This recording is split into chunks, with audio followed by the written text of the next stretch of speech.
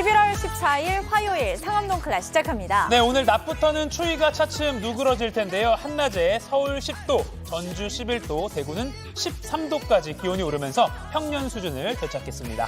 그런데 어제도 추웠잖아요. 어젯밤에 네. 유독 뜨거운 열기가 느껴진 곳이 있습니다. 프로야구 한국 시리즈 5차전 경기가 펼쳐진 서울 잠실 야구장이 관중들의 함성으로 아주 뜨거웠습니다. 맞아요. LG 트윈스가 29년 만에 우승을 차지했죠. 어제 유광 점퍼 입고 기뻐하는 LG 팬들의 아주 모습이 많이 보이고 네. 소셜미디어에 사진도 많이 올라왔더라고요. 그리고 이 우승으로 롤렉스 시계와 일본 전통주가 봉인 해제됐다는 소식도 있는데 이건 무슨 이야기인지 잠시 후에 도시락 이슈에서 확인하시죠. 네, 오늘 상끌 상담소도 준비돼 있습니다. 이혼 위기에 놓인 부부, 그런데 반려견을 두고 상황에 꼬여버렸습니다. 잠시 후에 확인해 보시고요. 오늘도 1시간 꽉 채워서 준비한 상끌 끝까지 함께 해주세요.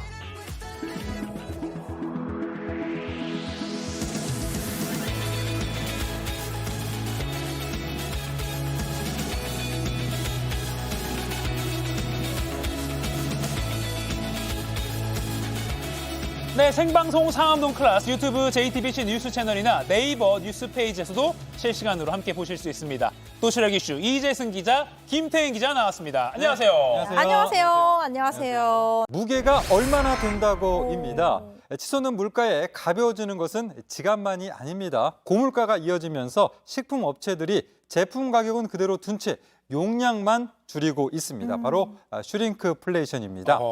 정부가 부처별로 물가를 잡기 위해서 이른바 빵 사무관, 과자 주무관을 둔다는 소식 전에 도시락 이슈에서 전해드렸었는데요. 자, 가격 인상에 대한 정부의 압박은 거세지고 또 소비자 저항도 커지면서 기업이 내놓은 꼼수가 바로 슈링크플레이션입니다. 양을 줄인다는 뜻의 슈링크와 또 물가 상승을 뜻하는 인플레이션의 합성어로 기업이 제품 가격을 그대로 두면서 용량은 줄이는 식으로 가격 인상 효과를 노리는 겁니다. 그러니까 값은 똑같은 값을 받는 그 대신에 양을 줄이는 건데 이 소비자들에게는 물건량 줄이고 이거를 제대로 안 알리고 있어서 이게 문제잖아요. 네, 업체별로 살펴보면 동원 참치 통조림 한 캔은 100g에서 90g으로 또 8개 묶음 카스 맥주 이 중량은 370ml로 5mm가 줄었습니다. 한 개나 그렇군요. 한 캔의 중량이. 그런데 이렇게 양을 슬며시 줄이고 알리지 않아도 불법이 아닙니다. 우리나라를 비롯해서 미국과 영국 등 주요 국가들은 제품 포장지에 소비자 가격과 함께 중량과 개수 등을 표시해야 하는데요. 하지만 이러한 표시 내용이 바뀔 때 고지할 의무는 없습니다. 아니 사실 이 참치 10g 그리고 맥주 5ml가 지금 정말 그 마지막 딱 한 모금일 수 있잖아요. 밥 한 숟갈 남았을 때 참치 오고 좀 아쉽거든요. 네, 아쉬움을 그건가요? 달래줄 수 있는 그 마지막 한 입, 한 모금이거든요. 근데 물건 살 때 사실 소비자 입장에서 제품 용량이 얼마나 바뀌었는지 일일이 확인하고 사지 않잖아요. 그렇죠. 그러니까 눈 뜬 채로 소비자들은 당하고 있어야만 하는 게 아닌가 싶어요. 네, 그래서 아무도 알아채지 못한다면 몰래 용량을 줄이는 것, 이게 참 가능한 그런 상황인데요. 미국에서는 100년 역사를 가진 과자, 우리도 많이 알고 있는 오레오가 슈링크플레이션 논란에 휩싸였습니다.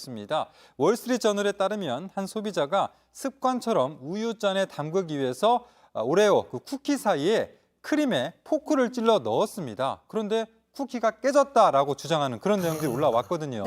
자, 이러한 그 쿠키 사이에다 크림 사이에다 포크를 넣는 건데 그만큼 안쪽 크림 양이 너무 적었다라는 겁니다.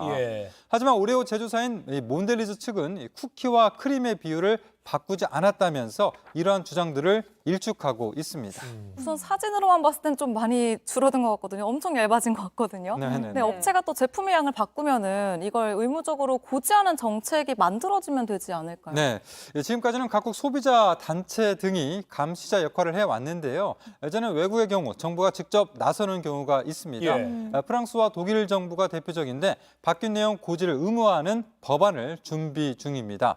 지난 9월엔 프랑스 대형마트 까르푸가 자체적으로 가격 변동 없이 용량을 줄인 상품에 대해서 매대 앞에 이 같은 사실을 알리는 스티커를 붙여서 화제가 되기도 했습니다. 그러니까 슈링크플레이션, 그러니까 가격은 그대로인데 용량이 줄어든 제품 앞에 스티커를 붙였다 마트에서. 그거 굉장히 괜찮은데요. 마트 자체적으로 그렇게 한 거죠. 그러니까 사실 제품 용량을 늘리면 포장지에 막 확 커졌습니다. 막 고객을 위해서 뭐 5g 더 이렇게 막 홍보 많이 하잖아요. 그런데 줄어드는 건 은근히 숨기고 있어요. 물론 경영 측면에서 뭐 이게 경영의 뭐 작전이다라고 할 수 있겠지만 소비자 입장에서 더군다나 지금 고물가 시대잖아요. 네네. 가격이 정말 민감한 시대이기 때문에 그런 아까 김태희 기자가 말한 그런 정책, 고지를 하는 정책 또는 마트에서 유통업계에서 먼저 스티커 같은 거 붙여줘서 좀 알려주는 그런 정책하면 우리가 소비자에게 더 솔직하게 이렇게 고백을 합니다라고 해서 좀 더 긍정적인 홍보 효과가 있을지 신뢰감도 않을까. 쌓일 것 같아요. 예, 예, 그 제품에 네. 대해서. 그런 생각도 듭니다. 아무튼 슈링크플레이션 잘 기억하겠습니다. 네. 자, 다음 이슈 또 전해주시죠. 자, 다음은요.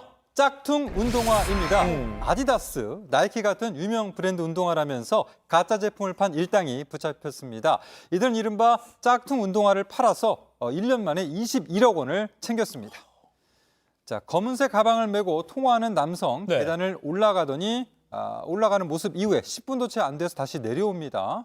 이 남성 온라인으로 유명 브랜드 운동화 파는 사람인데요. 네네. 구매자에게 연락해서 가짜 제품이 팔렸다는 제보가 있으니 확인해 보겠다라고 하고선 정품으로 바꿔준 상황입니다. 네. 이게 근데 뭐 좋은 일한 것 같이 보이는데 이게 뒷얘기를 들어보면 가짜 운동화를 팔았던 판매자가 들통날까 봐 그렇죠. 다시 구매자에게 가서 정품으로 바꿔치기 한 그거잖아요. 네, 그렇습니다. 이들은 수사가 시작되자 구매자가 사간 물건을 슬쩍 진품으로 바꿔 놓았지만 아하. 수사를 피하기는 어려웠습니다.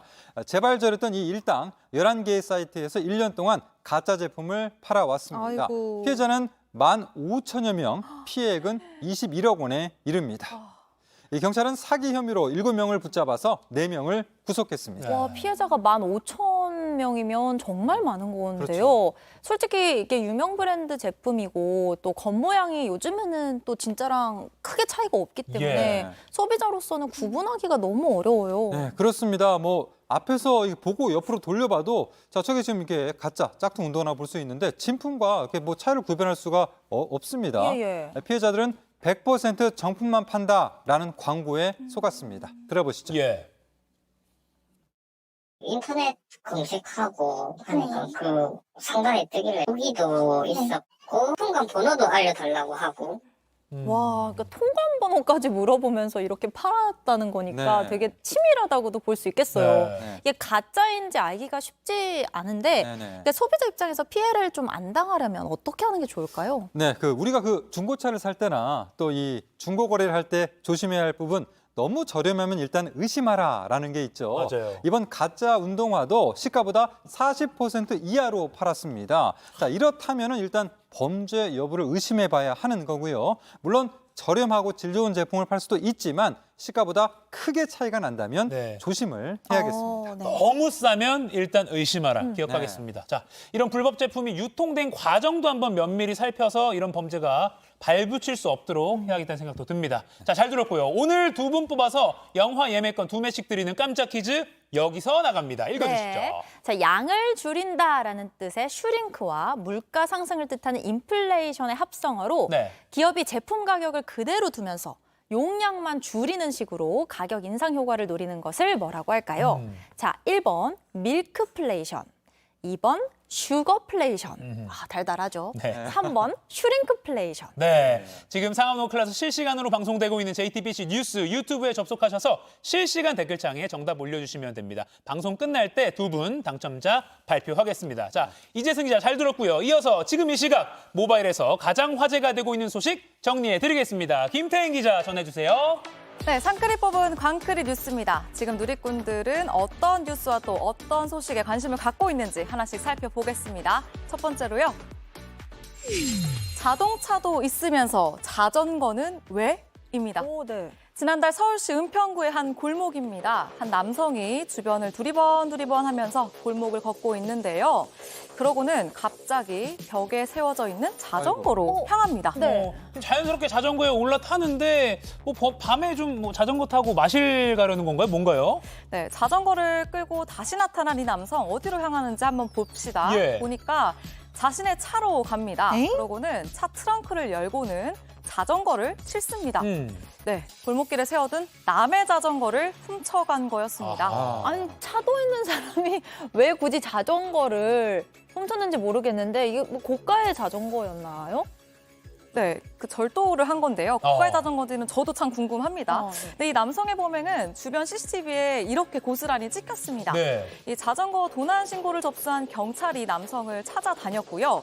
이때 경찰들의 촉이 발동을 합니다. 바로 범인은 다시 돌아온다라는 촉이었습니다. 경찰의 촉 다시 돌아온다. 네.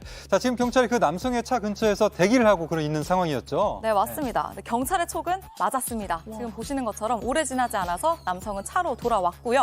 경찰은 즉시 이 남성을 붙잡고 도난당한 자전거는 주인에게 돌려줬습니다.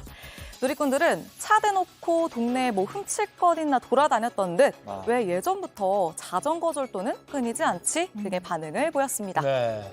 다음 소식 보겠습니다. 다음 소식은요. 손님이 건넨 돈 알고 보니 땡땡땡땡입니다. 한 온라인 커뮤니티에 올라온 사진입니다. 5만 원권 2장인데요. 자세히 보면은 위아래 5만 원 지폐가 모양이 좀 다릅니다. 네네. 혹시 눈치채셨나요? 지금 위에 게 조금 크기가 작아 보이기도 하고요. 또 심사임당 모습이 위에 거는 뭔가 조금 선명하지 않은 느낌이에요. 네네. 뒷면도 준비되죠. 뒷면도 좀 보여주세요. 오, 네. 오, 지금 전체적으로 좀 위쪽 이거는- 지폐가 어색해 보이긴 예. 하네요. 인쇄된 글씨도 좀 조잡해 보이고 저 위쪽에 영어요. 영어가 네네. 있거든요.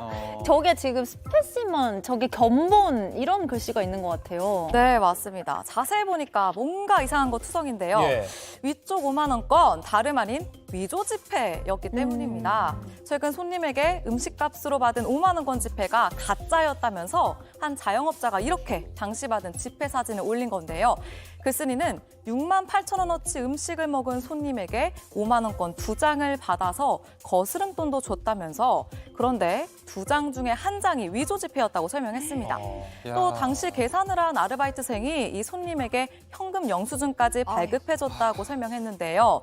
돈을 받을 때는 미처 확인을 못했었고 장사를 마무리하고 정산하는 과정에서 이 사실을 알게 됐다고 합니다.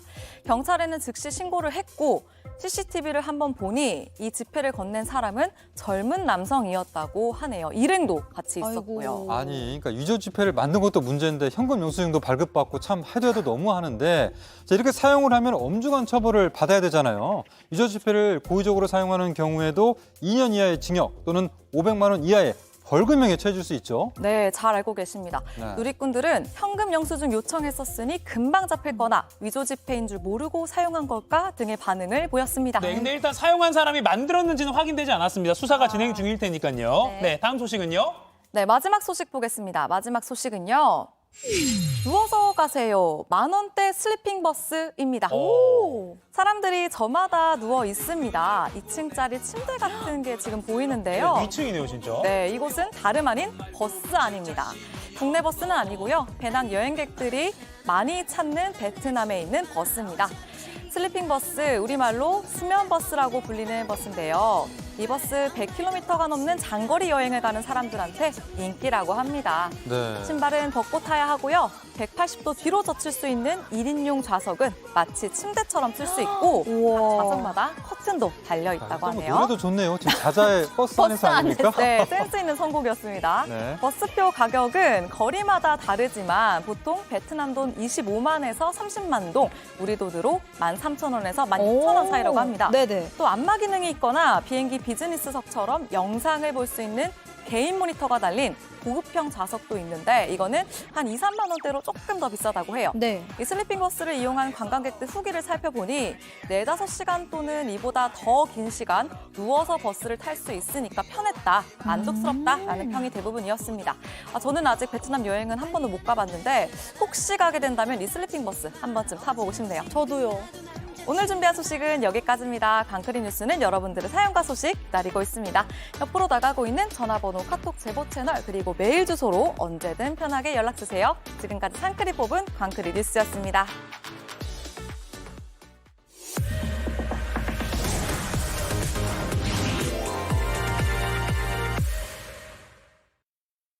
네, 지금 시각 10시 18분입니다. 저 같은 경알못, 경제를 잘 알지 못하는 사람을 위한 당장 내 돈이 되는 정보, 머니클래스. 오늘 윤정식 기자 나와 있습니다. 안녕하세요. 안녕하세요. 자, 오늘 주제 어떤 겁니까? 네, 오늘 주제는 이겁니다. 아. 주차 너무 힘들어요. 이 아파트 주차난 해결책은 뽑아봤습니다. 이미 뭐 오늘 아침에도 겪으신 분들도 있을 거고요. 그렇습니다. 저도 아파트 살지만 이거 너무 뭐 어딜 가나 문제인 것 같은데 새 아파트건 오래된 아파트건 사실 정말 주차 난 심각합니다. 저는 일단 이 퇴근해서 주차를 하면요. 네. 밤에 차를 써야 되는 일이 있다 하더라도 절대로 차 안 뺍니다. 아, 이게 주차 때문에 멀쩡한 차를 안 쓰는 거 이걸 좀 난센스다라고 생각하시는 분들도 있는데 일단 빼고 나면 그 이후 상황이 너무 큰 스트레스이기 때문에 네. 일단 안 뺍니다. 자, 이렇게 이 주차를 밤새도록 해놓게 되면은 아침에 나가보면 그 앞에 이제 2중, 3중으로 그렇죠. 차가 쌓여 있습니다. 테트리스 게임 하듯이 막. 그렇죠. 예. 이제 오늘 아침에도 차 밀고 왔는데요. 네. 자, 이거 진짜 안 밀어본 사람은 모릅니다. 음. 이게 좀 경사로에 이중 주차돼 있는 차들, 이거는요, 특히나 또 이제 좀 큰 차가 걸렸다. 네. 이거 젖먹던 힘까지 다해서 밀어도 이거 정말 역부족입니다. 근데 이 주차에 대한 불만이 크다는 게 뭐 조사로도 확인된 게 있다고요? 국토연구원이 지난 8월 달에 이 발표한 조사가 하나 있습니다. 네. 주거 환경 만족도 조사라는 게 있는데요. 제가 이 낮은 점수를 받은 항목들을 좀 뽑아봤습니다. 예. 자, 주택 면적이 이 4점 만점에서 2.63점, 그리고 층간소음이 2.59점을 받았습니다. 예. 자, 그런데요. 주차 공간은 2.55점, 그러니까 층간소음보다도 더 낮은 점수를 받은 겁니다. 아, 그러니까 점수가 낮을수록 불만족하다는 건데 와, 층간소음 문제도 심각한 사회 문제까지도 알고 있었는데 주차가 그거보다 더 심각한 거군요. 이게 뭐 이제 여러 가지 주민들 간에 좀 안 좋은 일도 많이 예. 발생을 하고 있고요. 층간소음은 일부에서 나타난다라고 볼 수도 있지만은 이 주차 문제 같은 경우에는 거의 모든 세대들이 겪고 있다라고 봐야 되거든요. 이게 또 사유지라서 예를 들면 구청에서 단속도 못 하잖아요. 아파트 단지 내에는. 그렇죠? 올해 1월 달부터 9월 달까지요. 예. 이 국민신문고에 접수된 사유지 불법 주차 민원 건수도 이제 한번 조사를 해봤습니다. 6만 1,000건이었습니다. 자, 그런데 작년이 이미 역대 최고치였거든요. 작년 전체 다 합해가지고 5만 4천여 건이었습니다. 그러니까 이거를 이미 올해는 9월에 뛰어넘은 겁니다. 예. 이게 불법 주차에 대해서만이 이렇고요. 이외에 여러 분쟁들이 많은데 결국에는 주차장이 부족해서 일어나는 걸로 귀결이 됩니다. 네. 자, 이런 가운데서 이 주민들이 직접 해법을 찾아 나선 아파트가 있습니다. 제가 다녀와 봤는데 한번 영상 보시겠습니다. 예.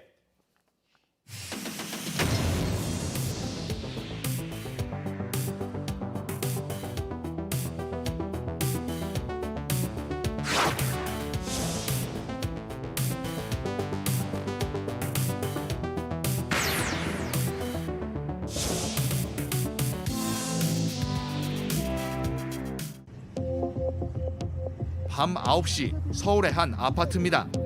이미 꽉 찬 주차장에 더 이상 차가 들어갈 곳은 안 보입니다. 자세히 보니 주차구역은 물론 인도까지 차들이 점령했습니다. 급기야 화단까지 들어간 자동차들. 헤매고 헤매다 마주한 건 막다른 길입니다. 퇴로 없는 3중 주차구역인데 아침마다 생난리가 예상됩니다. 아파트 주차장이 모두 이렇지는 않습니다.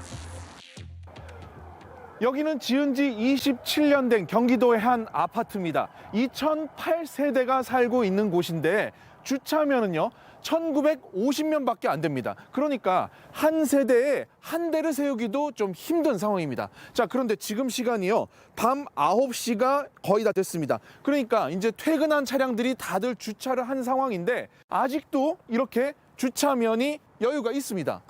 불과 1년 전에는 무단 주차로 몸살을 앓던 곳이었습니다. 변화를 주도한 건 주민들입니다.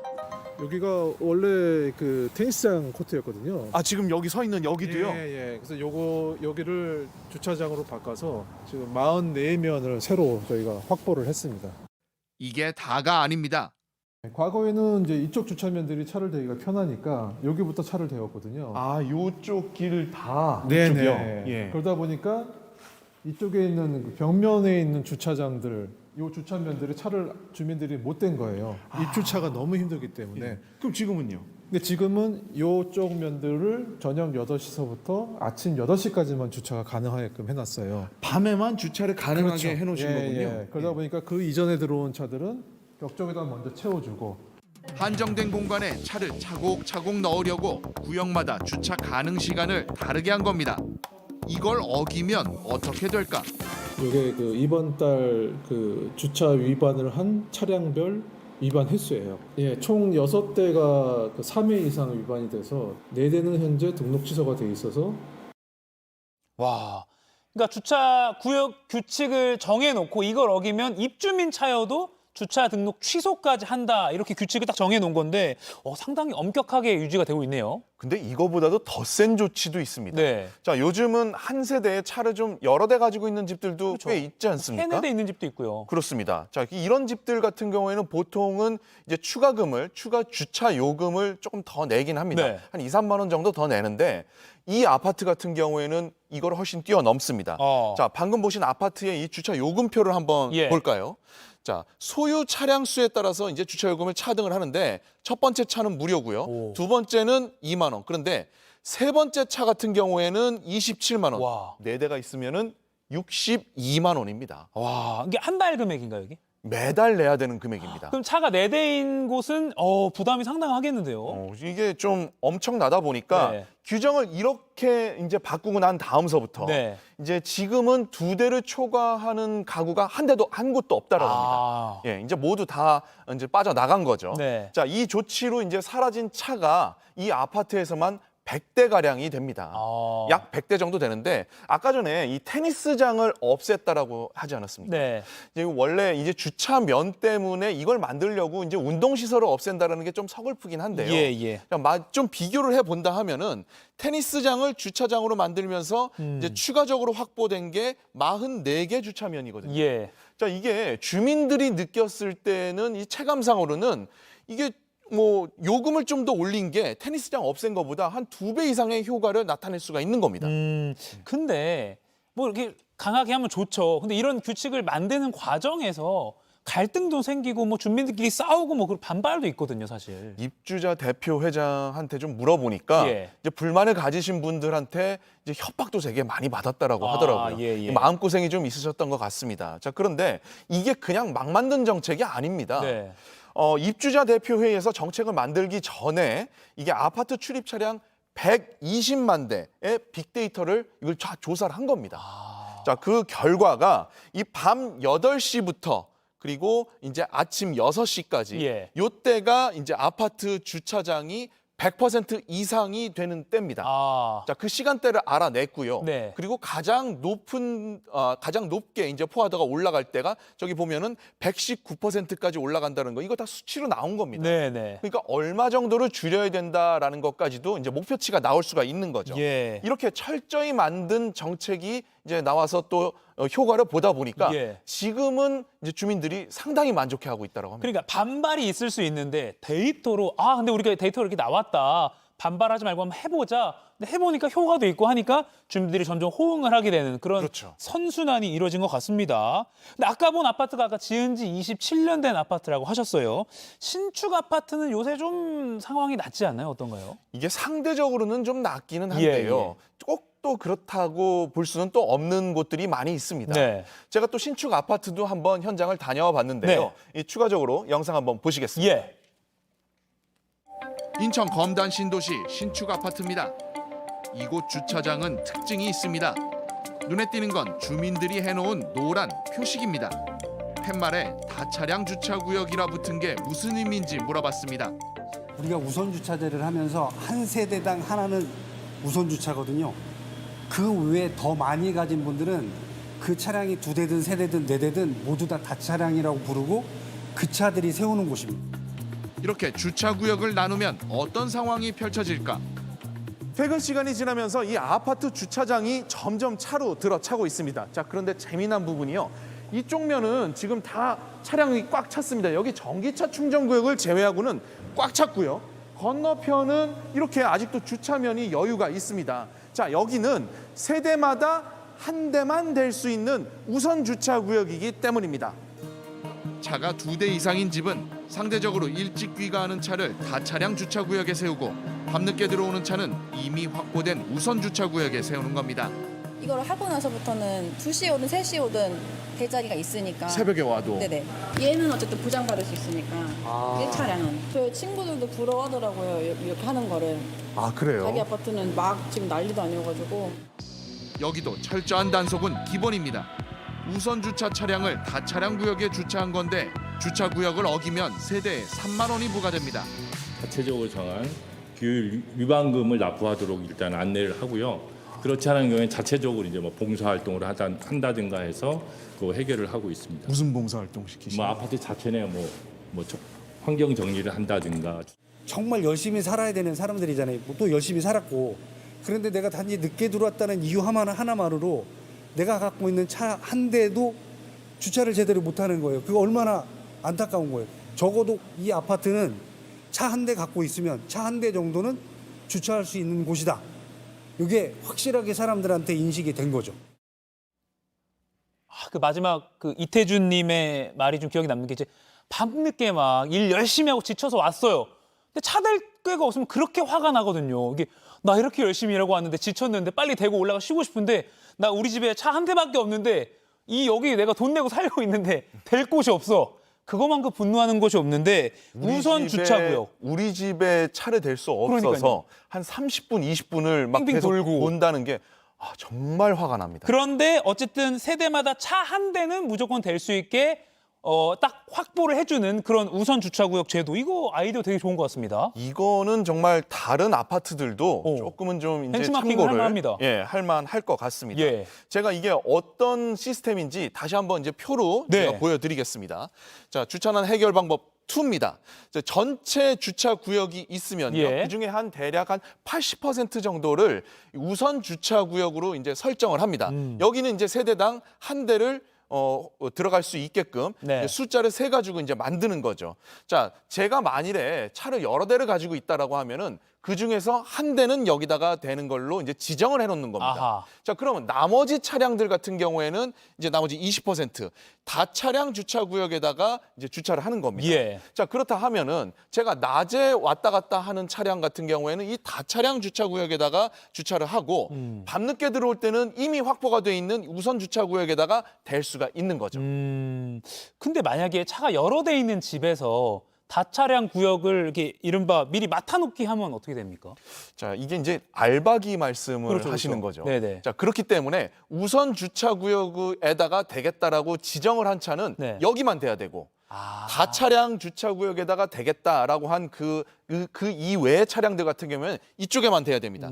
이게 만일에 이쪽을 넘나들게 된다면 그때 이제 위반을 했다 하면서 이제 부과금이 나가는 겁니다. 알박기를 금지하기 위해서 그렇습니다. 또 그렇게 구역을 딱 정해서 거기만 주차를 하게 되는 거군요. 그러니까 결국에는 좀 주민들 간의 합의, 그리고 아까 앞서 첫 번째 사였던 빅데이터 같은 것도 중요할 것 같고요.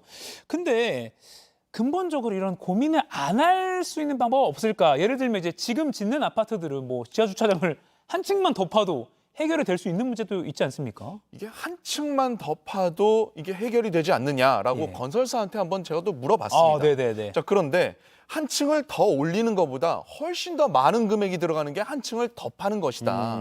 그래서 이제 뭐 어쨌든 비용 문제 때문에 좀 예. 그렇게 이런 문제들이 발생을 할 수밖에 예. 없다라고 얘기를 하는데, 자, 그래도 어찌 됐건 간에 최근에 짓는 아파트들 같은 경우에는 이 주차 면수를 어떻게든 더 확보를 하려고 노력을 하고 있다라고 얘기를 하고 있고요. 예. 자, 그러면서 조금이라도 더 확보가 됐을 경우에는 이거를 어떻게든 좀 홍보를 하려고 이제 노력을 한다라고 합니다. 자, 건설사 이야기를 직접 한번 들어보겠습니다. 네. 요새 지어지는 아파트들은 최소 1.2대에서 1.4대 정도까지거든요. 만약에 그게 이제 1.5대 정도까지로 늘어나게 되면 거의 다 홍보 문구를 집어넣어요. 이건 저희뿐만 아니라 다른 건설사도 거의 마찬가지인 것 같아요. 네, 주차 공간에 이제 민감한 소비자가 아주 많다는 얘기겠죠. 그렇죠. 자, 그런데 한계도 있습니다. 이게 건설사 입장에서는 만일에 이렇게 계속해서 돈이 많이 들어간다라고 하면 분양가에다 이걸 반영을 할 수밖에 없기 때문에 네. 이제 좀 분양가가 올라가면 또 소비자들은 집을 사는 데 있어서 부담이 될 수밖에 없는 구조입니다. 네, 앞서 이 두 잘된 아파트 사례를 좀 보면서 도입해보는 것도 좋겠다는 생각이 듭니다. 여기까지 듣겠습니다. 머니클래스 윤정식 기자였습니다. 고맙습니다. 지구촌에서 화제가 된 소식들 알아보는 월드클래스입니다. 환한 빛을 통해 복을 부른다는 의미를 가진 힌두교 최대 축제, 성대한 빛의 축제 디왈리가 인도에서 열렸습니다. 그런데 축제 후 인도 전역이 숨막히는 후유증에 시달리고 있다는데요. 무슨 일일까요? 강둑을 따라 늘어선 등잔불들이 장관을 선사합니다. 현지 시간 12일 인도에서 열린 빛의 축제 디왈리 현장인데요. 최대한 많은 불을 밝혀 행운과 번영을 가져다 준다는 힌두교 여신에게 감사의 기도를 올리는 날입니다. 올해는 겐지스 강변을 따라 무려 220만 개의 등잔불이 켜지면서 기네스 세계 기록까지 세웠는데요. 하지만 마냥 즐겁기만 한 게 아니었습니다. 축제 기간 펼쳐지는 엄청난 규모의 불꽃놀이에 더해 여기저기서 터뜨리는 다량의 폭죽 등으로 대기질 오염 지수가 급등한 겁니다. 안 그래도 인도는 해마다 이맘때면 추수 잔여물을 태우면서 대기질 상태가 아주 나빠지는데요. 게다가 난방과 취사용 폐자재 소각으로 독성 물질도 늘고 저감장치 없는 공장과 노후 차량의 매연까지 가세해 상황을 악화시키고 있습니다. 여기에 디왈리 축제 여파까지 더해진 상황.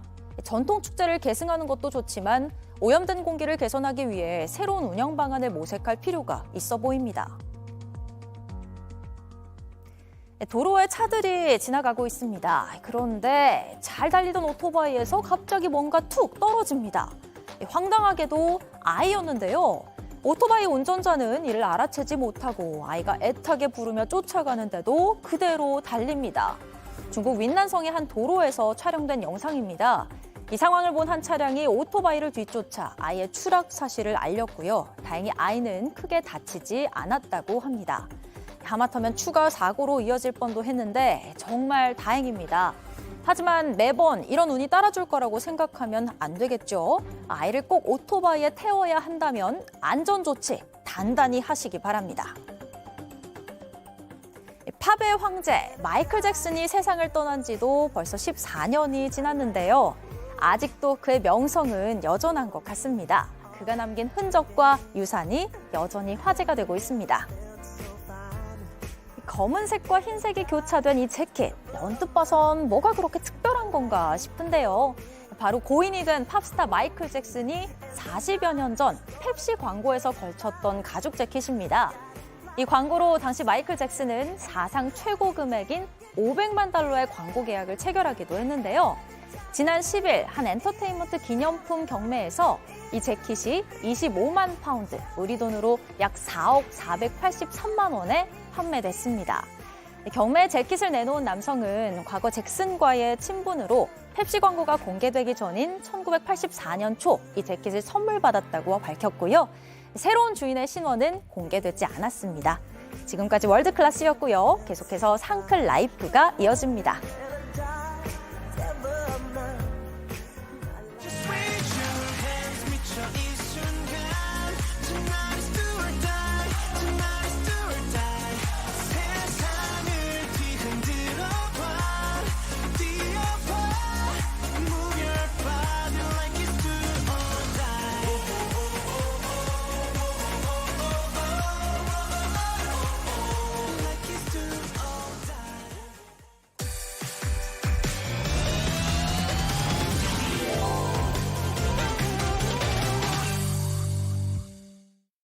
매주 화요일엔 상클 상담소가 문을 엽니다. 상클이 여러분들의 일상에서 벌어지는 갈등, 분쟁 등 다양한 고민거리에 대해서 속 시원하게 얘기해보고 법률적인 해결책도 함께 찾아보겠습니다. 네, 오늘 함께 해주실 분 인정사정 없는 매운맛 변호사, 이혼 전문, 가사법 전문 양나래 변호사 나오셨습니다. 안녕하세요. 네, 안녕하세요.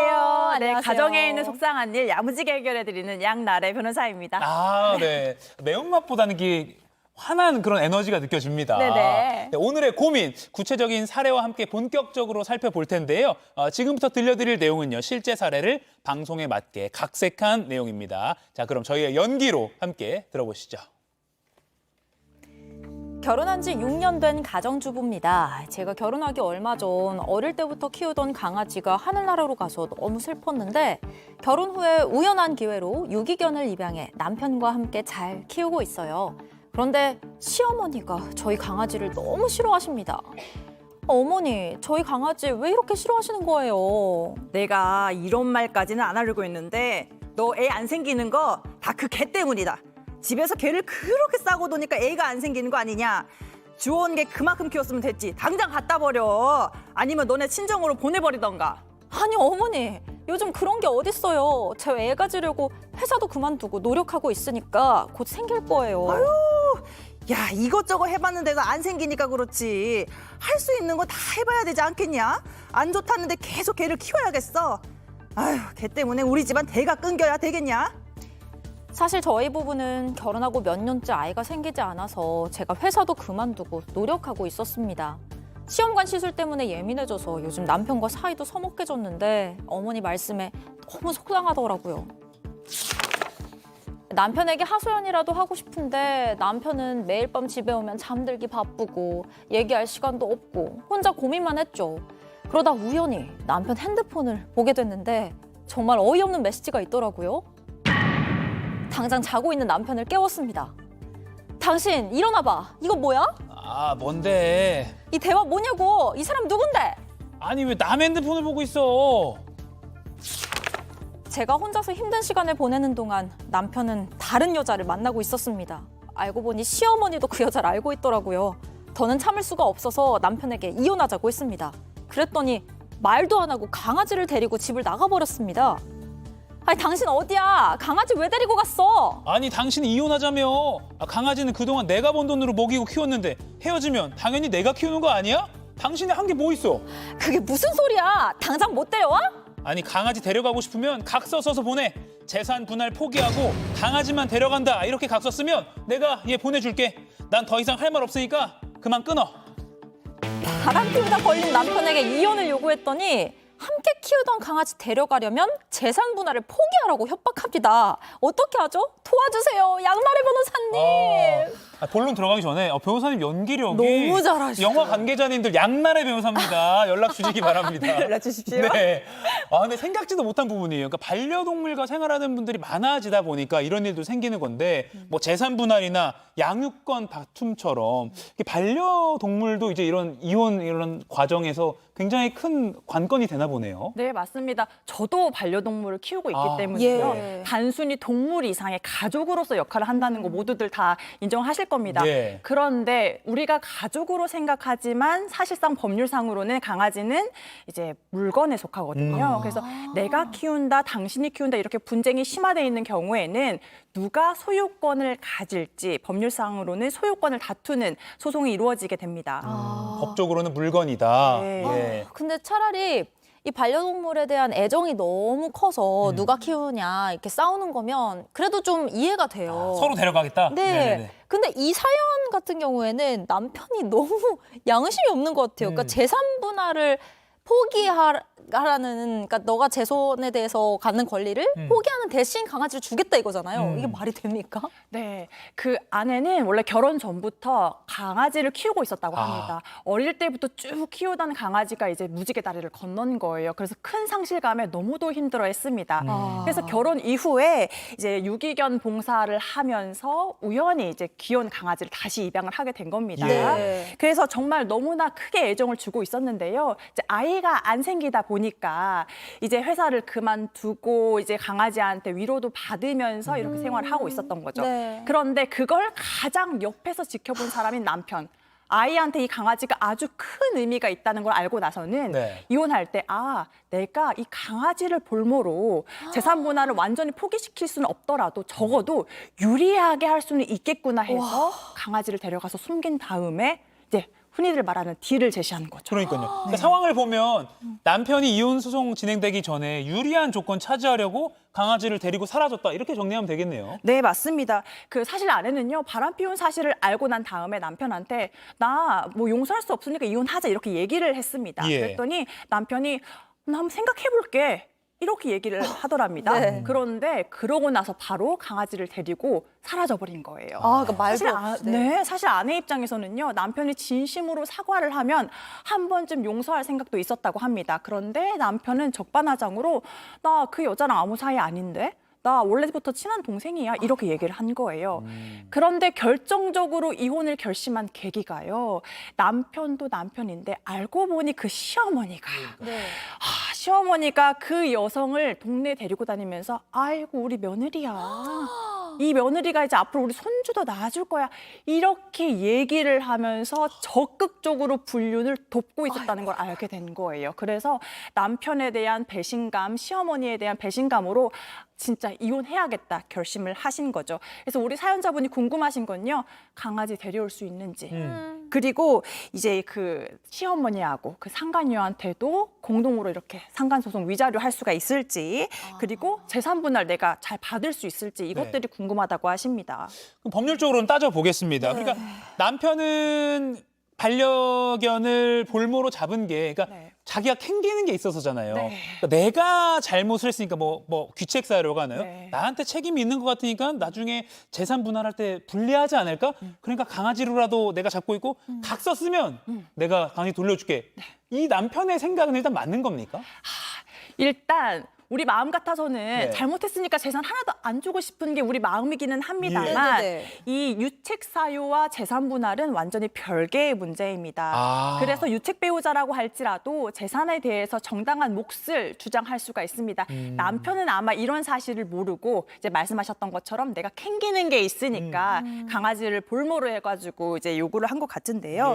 네, 부부의 경우에는 이제 아내가 가정주부라고 할지라도 이제 6년의 혼인 기간 동안에 반절 이상의 직장 생활을 했고 그리고 이제 결혼 시작할 때 친정에서 전세 보증금을 좀 보태줬었다고 합니다. 이 사연자가요. 네, 그래서 이제 이런 각서와 상관없이 양측 모두 기여도를 이제 주장해서 재산 분할을 다툴 수가 있는 사안입니다. 그러니까 재산 분할 기준을 이게 설정할 때 잘못을 했느냐는 사실은 그건 관건이 아니다. 네, 맞습니다.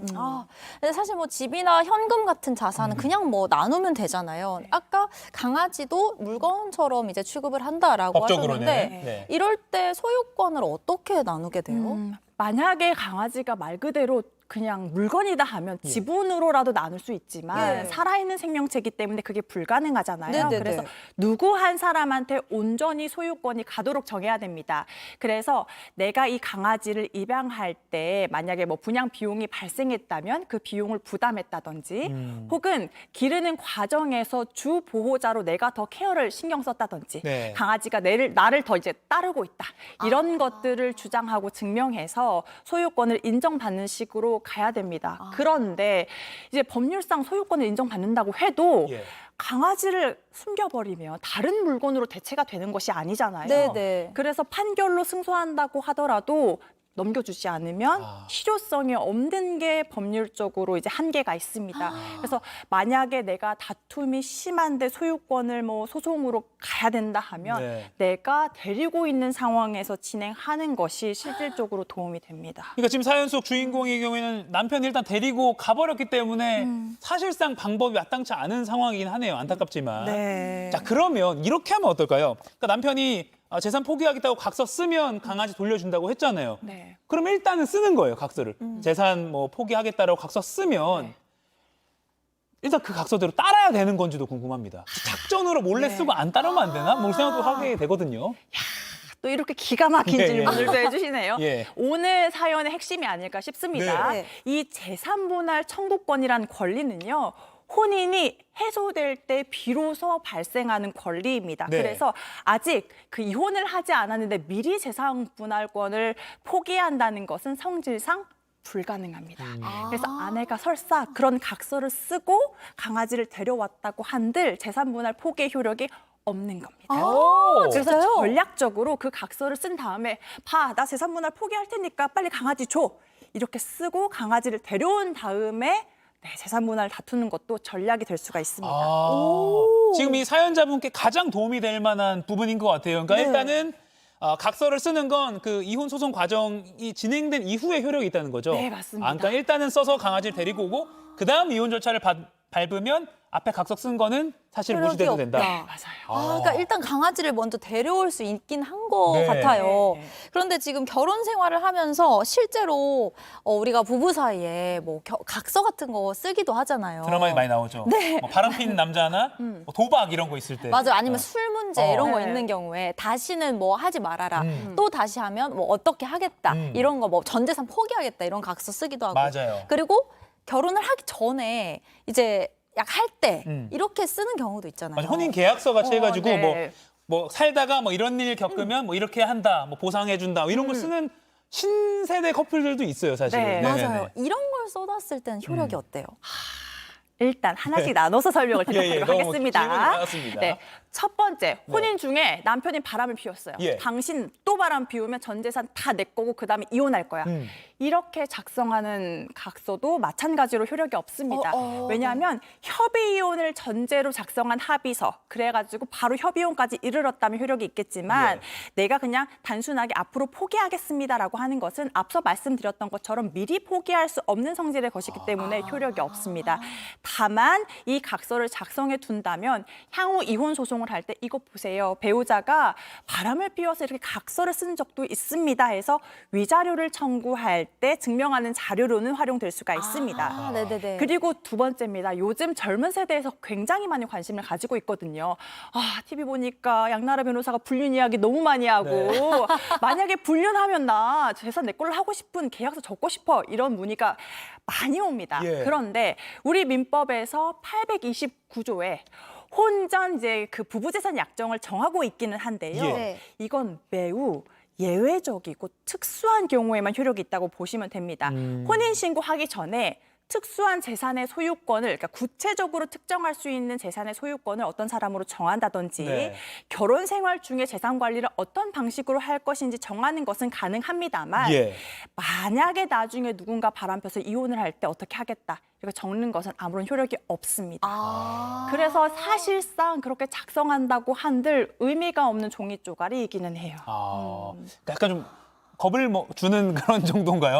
어쨌든 요새 많이 하는 혼인 계약서도 사실은 의미가 없다. 네. 알겠습니다. 그럼 마지막으로요. 이 사연 주인공인 여성은 남편과 이혼을 하면서 네. 바람 피운 그 상대, 아까 상간녀라고 말씀하셨죠. 그 상대 여자와 시어머니에게까지 위자료를 받고 싶다라고 얘기를 했습니다. 요거는 가능할까요? 자, 일단 시어머니한테 위자료 청구하는 부분부터 답변을 드려볼게요. 만약에 시어머니가요, 단순히 구박하고 면박 주고 너는 왜 애를 못 낳니? 이 정도에 그쳤다면 시어머니에게 별도로 위자료 청구하는 것은 어렵습니다.